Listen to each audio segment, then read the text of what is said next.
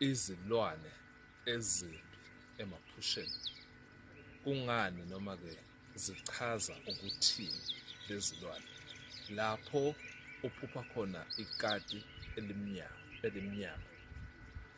Kuphupha ikati elimnyama, abanye baye babuke ngazuthi lokho kuchaza ubuthakathi noma-ke kudume ngokuthi-ke umuntu lonekati elimnyama umuntu othakathaka. Ikati elimnyama akusikati elithandekayo. Lokho kusuke kukhomba ngokuthi kunempikiswano thize lekhona emoyeni wakho ngokuzibuza nokuziphendula, noma-ke kunento lembi ezokwenzakala, noma-ke kunento lembi loyibonako ngomuntu thize. Kuye kushene ukuthi leli kati bokade uliphupha lenzani, liku-attack-a noma lizihambela, noma kukhona umuntu lelimuthintako, noma-ke lisuke kudiphenda ukuthi lelo kati-ke lenzani.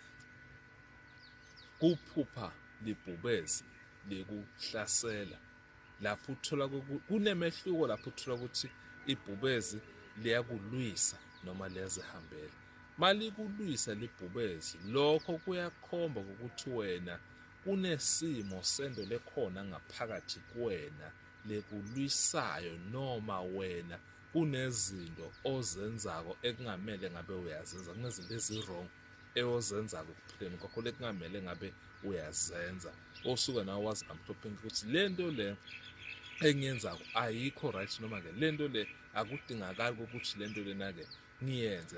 Kuphupha imanki, ingobiyane, lokho kukhomba ngokuthi wena umuntu lone-self-harassment, noma-ke umuntu longekho serious, noma-ke lento lena lothi uyayenza ayikho serious. Lese bothi uqala into noma bothi ufuna ukwenza into, then the next moment kwenzakalala uphupha ingobiyane, iphupha imanki ihleli kuwe, noma-ke imanki iyasondela kuwo.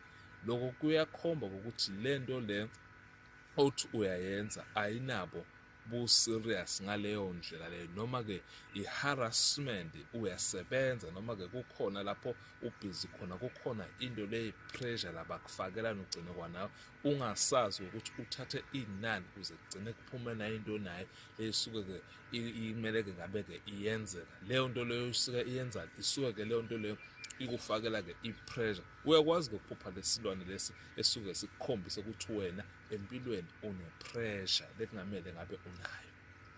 Kuphupha ingulube.